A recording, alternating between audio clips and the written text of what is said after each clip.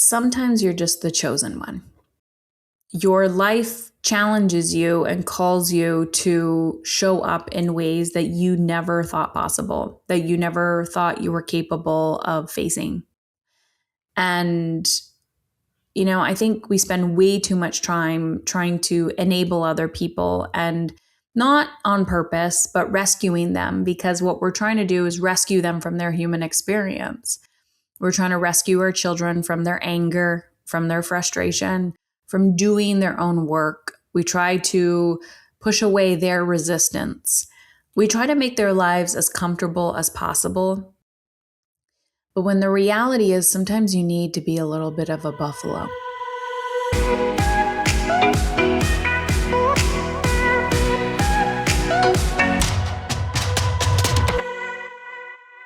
All right.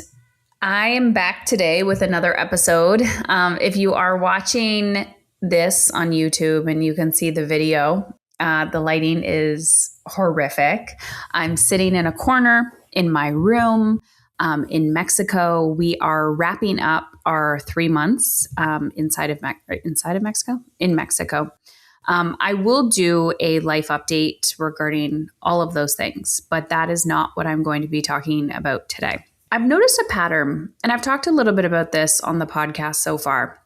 And I want to talk about the journey of becoming a buffalo. I was thinking about the things that I have had to face in the last 3 months. I often find when you are giving yourself permission to leave an environment, and honestly, that could be like a work environment. It could be literally your house, a home environment. Oh, my video is also doing thumbs up. Let's see what else it's going to do because it's on my MacBook.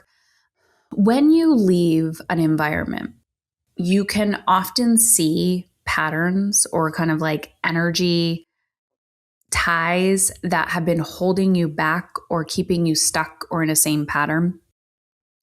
Oftentimes when people are feeling misaligned in a relationship, I will encourage them. I'm like, go on a trip, do something different.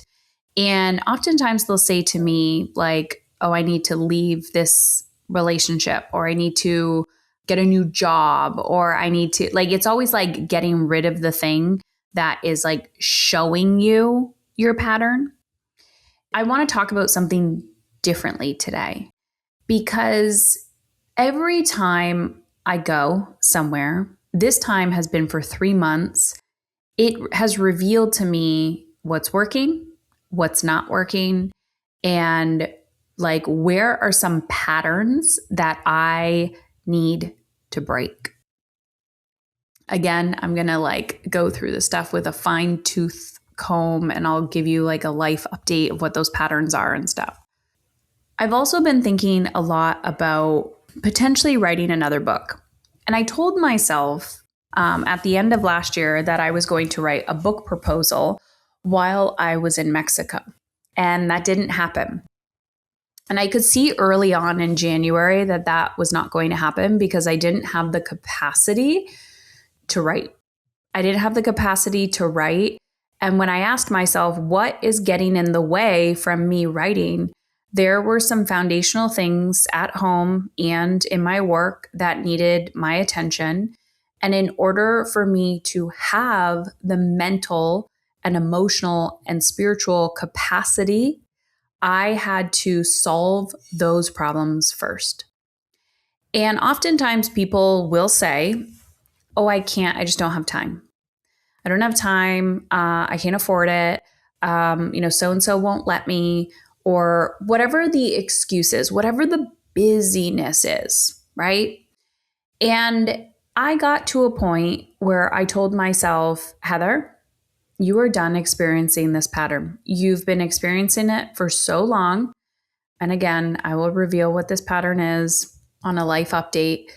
But I just was like done. I was done experiencing it. And I can also feel this like deeper desire to write is getting bigger and bigger and bigger. And I tell myself that it's a book. But if I took my own advice and I wrote down, wouldn't it be nice if I could write a book, another book, What I really want, if I'm being honest, is to access a level of creativity that I have not either created the environment or given myself permission to access in a long time. Because a book is the completion of a journey. And because I've already written one book, I know that for certain this has nothing to do with the book. This has everything to do with what is inside of me that wants to come out.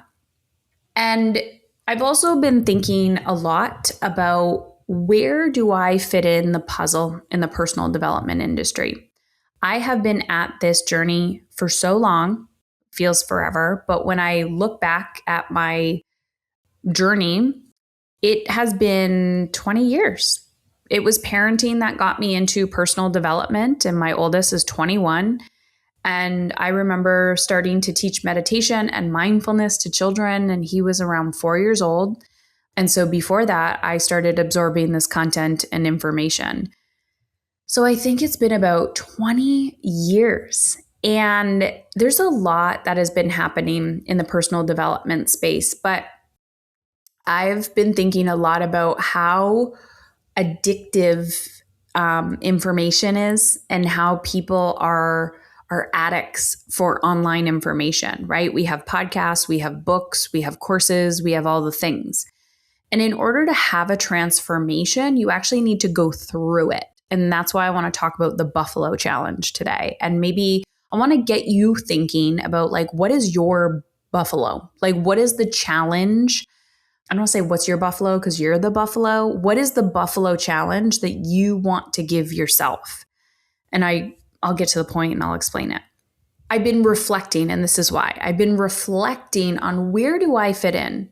Like, where do I most feel alive? Like, what is my message? What's my positioning compared to everybody else? I don't want to teach you 3 simple this. I don't want to teach you that. Sure, I can teach you how to make more money. Sure, I can teach you how to have better relationships, how to, help your kids with their emotional regulation. Like, there's going to be a why, there's going to be a trigger, there's going to be something. But I'm like, what makes me different?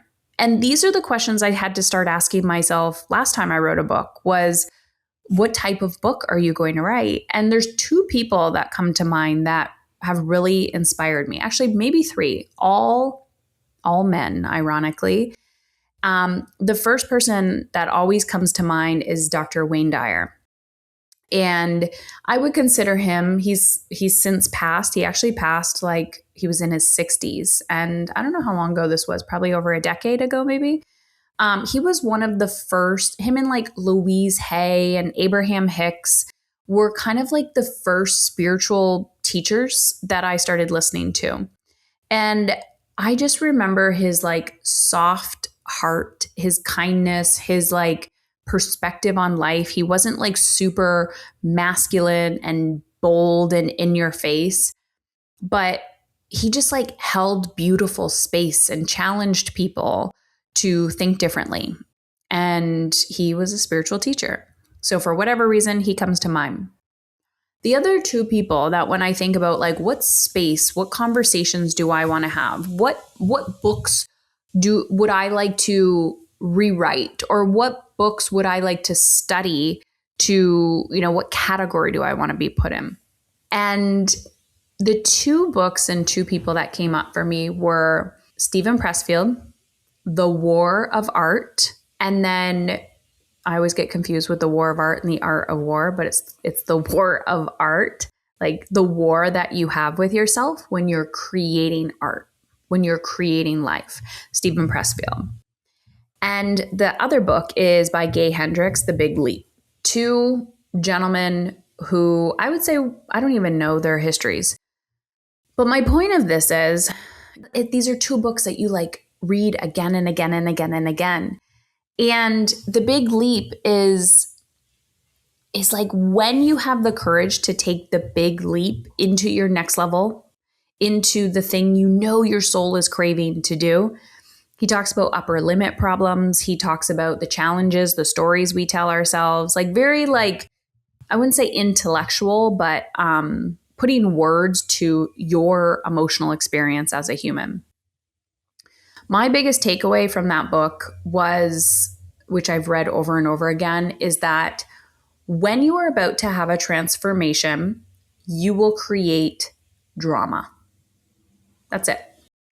When you are about to have a transformation, you will create drama.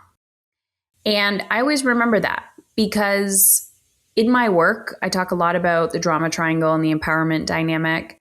And I show people, based on your behavior, what's happening in your life, you are in an upper limit, which is why you cause chaos, which is why you like chaos.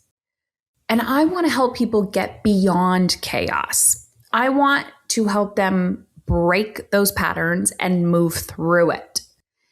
Every time, like I could be sitting by myself, going for a walk or just doing nothing, and all of a sudden having a mental breakdown because I told myself a story mentally. I grabbed onto that story and I've created fear, a fear-based story. And what that is doing is creating drama within my body. And then my body goes into a state of panic and then blah, blah, blah, blah, blah, right? So my thought from that book, biggest takeaway, and I like to kind of grab on to like little like hooks or one-liners that will really help me like hold on to a concept. So I'm like, when I am about to have a breakthrough, or I'm in the growth phase, I'm in the emotionally uncomfortable growth opportunity phase, I will create drama.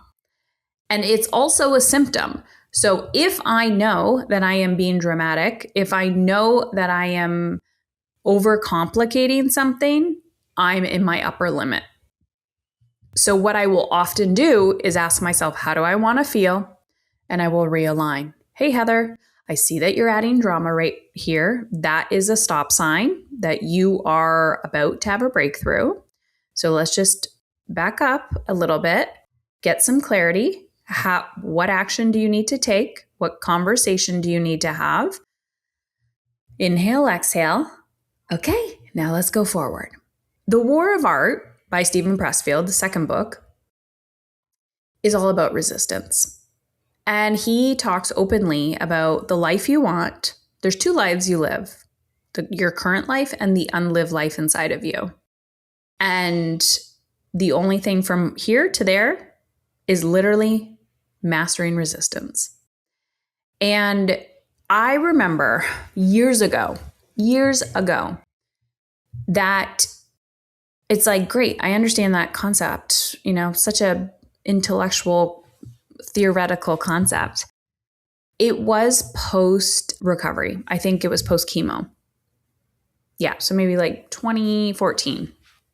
And I had this fuck it attitude. I was like, fuck it, I almost died.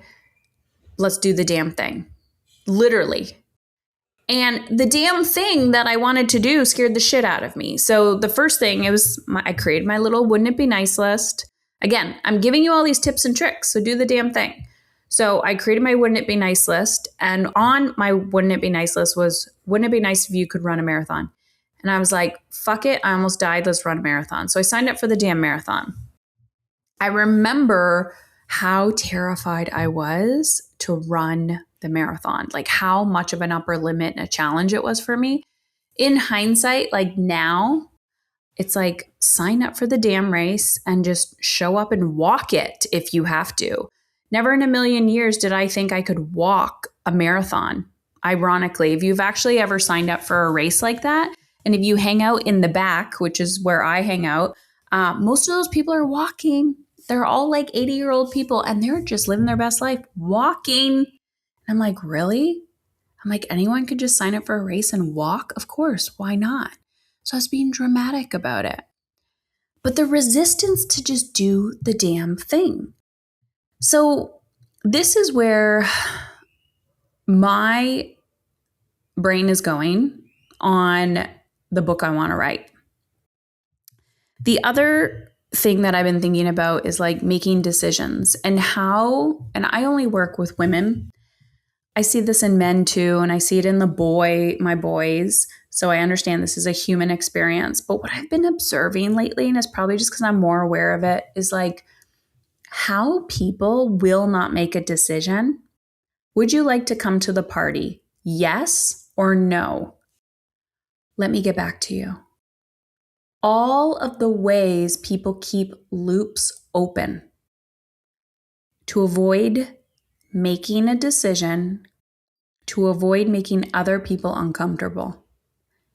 It is absolutely exhausting to me now, and I have gained massive perspective on that. I actually don't think the mental load is as big of an issue as unmet decision fatigue is. And what I mean by that is observing the amount of decisions that my clients and humans that are in my bubble avoid making on a daily basis due to fear. I'm like, that's really the invisible mental load that they're carrying. It is most likely not about their to-do list. Sure, people are thinking about their children's needs and responsibilities and tasks and all the things. But my challenge here is just to get you to think differently. And the quicker I started making decisions, even if I had resistance to making the decision, the quicker I could observe myself in the mental upper limit where I was adding drama to making a decision, the faster and lighter I felt. And I think that's a really, really important point to make because I believe that the more responsibility you have, the lighter you should feel.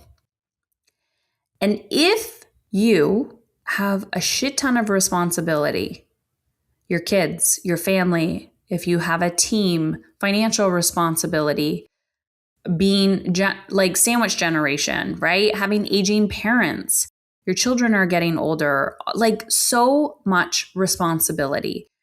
The older you get, often the more responsibility you have, but the more life experience you have, but you just don't have the skills to manage that. So again, this is why I talk a lot about energy management.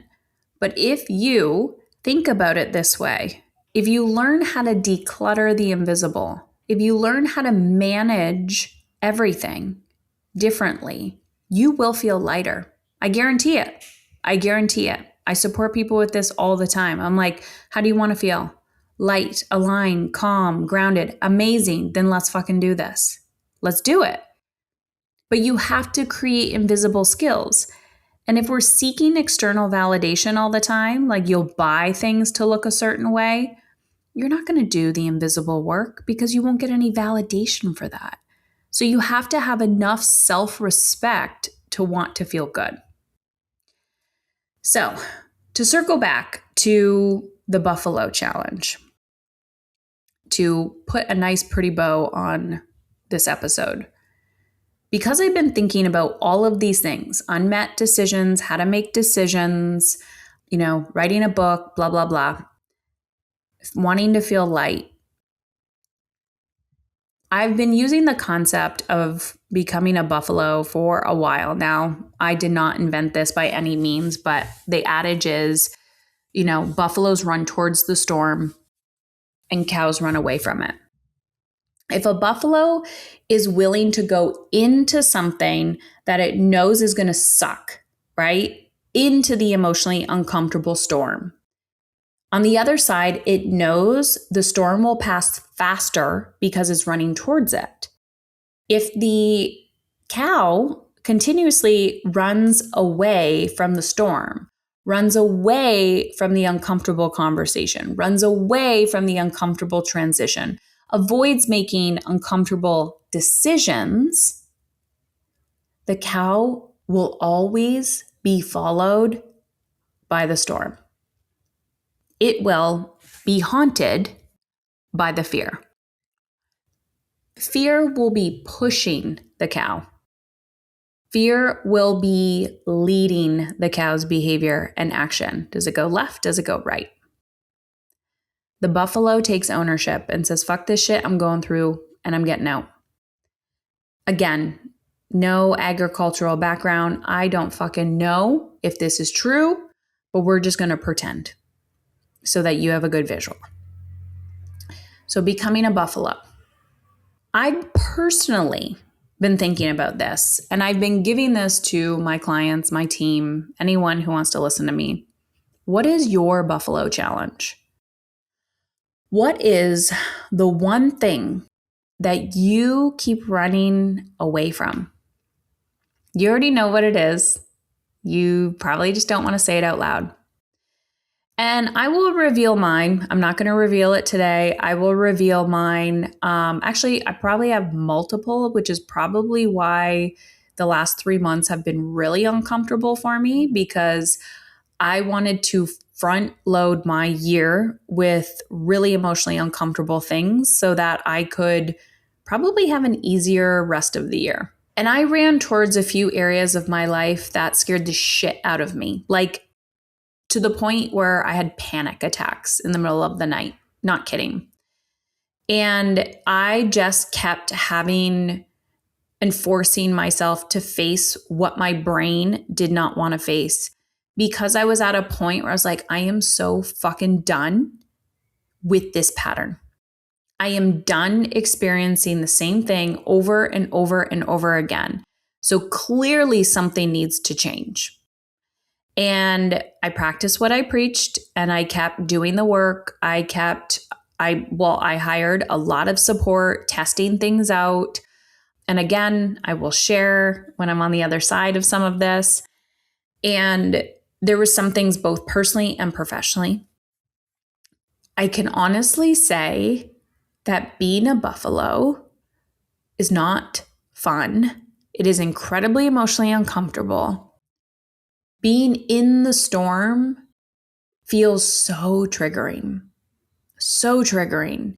Like you're going to die. Like you don't want to be there. You're like, this is never going to be over. But secretly, you know, this too shall pass. This too shall pass. This too shall pass. And I would say I'm not fully through the storm in some of these areas, but I do feel hope. I can see the sun through the clouds. And I'm like, just keep going, just keep going, just keep going. Face it, face it, face it, face it. And I will never tell you to do something that I wouldn't do myself, because that is not leadership. Leadership is embodiment and having the courage to do the thing first. And I have realized the past 20 years of my life have been doing the thing first. And at first I did it because I didn't want my children to experience it. I didn't want them to feel the way I felt as a child. Then as my kids got older, I was like, for fuck's sakes, I thought this got easier as they got older. And then I realized, oh shit, now that you're at a different developmental phase, there's new skills you need to learn. Crap, I don't have that skill either. Well, I'll go first. And then I gained momentum there. And then guess what? Those fucking kids, they go to a new developmental phase. And I'm like, oh shit, I don't have that skill down pat. And then I'm like, oh yay, look, I do have those skills down pat. Yay, look at the last decade of working on that damn thing is finally paying off, because you are at the same developmental phase or a very similar phase, and I've got you. Now that you're entering adulthood, yep, I learned that a long time ago. Let's figure this out. Sometimes you're just the chosen one. Your life challenges you and calls you to show up in ways that you never thought possible, that you never thought you were capable of facing.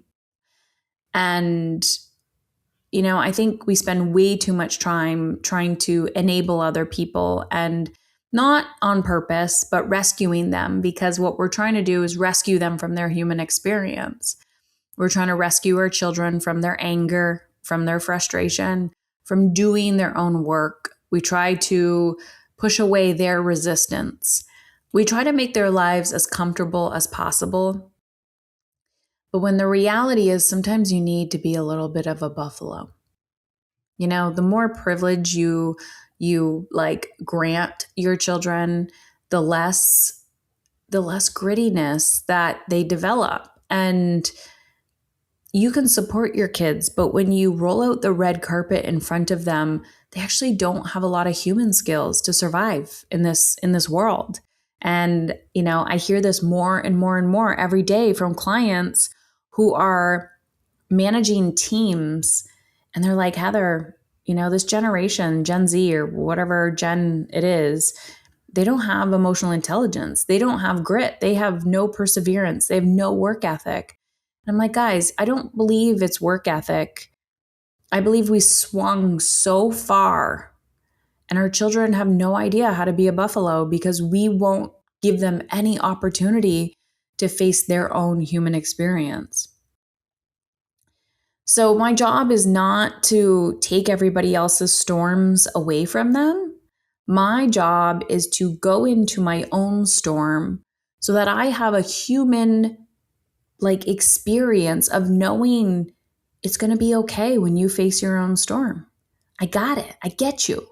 And I can teach you my wisdom, but I cannot take your pain away. I can't take your storm away. And if I did take your storm away, you wouldn't feel free on the other side. So I've just had to play this weird mind game with myself, like, Heather, become a buffalo. Pick this buffalo challenge, whatever area of your life it is that probably stresses you out, and just be relentless with facing it. What do I need to do today to chip away at this? What the do I need to do to solve this problem? I am so done having anxiety over this. I'm so done being stressed about this. I'm so done. And when you get tired of your own bullshit, it will present itself and you become a buffalo and you go right through it. Because on the other side, you will feel so free and so light because you know what it feels like to feel trapped and heavy. I'm not motivated to feel free myself. I'm motivated to show my children how to do that. I'm motivated to show you how to do that. And honestly, I'm just motivated to show anybody who gives a shit how to do that. So my question for you is, what is your Buffalo challenge? And I know writing a book is going to be one of my Buffalo challenges, but it's not the one I'm picking right now. Maybe, I don't know, send me a message on Instagram and be like, Heather, when are you writing your book? Let me know. And what book do you want me to write? I'm curious. I would really love to know that. Yeah, that would actually be a huge service to me if you could do that. Send me a message on Instagram. If you're a client, send me a Voxer message and just tell me, like, what book do you want me to write? Because I'm open to feedback and I'm just open to like hearing what you see and what you want me to say. And then also it gives me really good content for, I'm going to be podcasting more as I consider this. So I can't really believe I said that out loud, but I did. What's your Buffalo challenge? Tell me yours. Thank you. Thank you. Also, there's two levels that you can work with me. We have our energetic time management accelerator. And that's kind of the entry level. If you want to learn the foundations of ETM, managing your energy, becoming the Buffalo. And then we have a coaching level where you get one-on-one access to me. You have one-on-one with a mentor, high accountability. We are literally putting you through that storm in a loving, kind way to help you get the transformation and the freedom on the other side. So if you're interested in any of that, you can head on over to Heather Chauvin, CHAUVIN.com. If you go to /apply, that's for one-on-one coaching. And if you want the accelerator, just go to /time. So heatherchauvin.com /time, heatherchauvin.com /apply. And now if you're confused on what I just said, just go to one of those URLs and it will ping you back to the other one. in the FAQ session. So become a buffalo. Do the emotionally uncomfortable thing. Stop just absorbing information. If you take zero action from this podcast, you are addicted to information, which tells me you're normal, and you're not because you're listening to my podcast.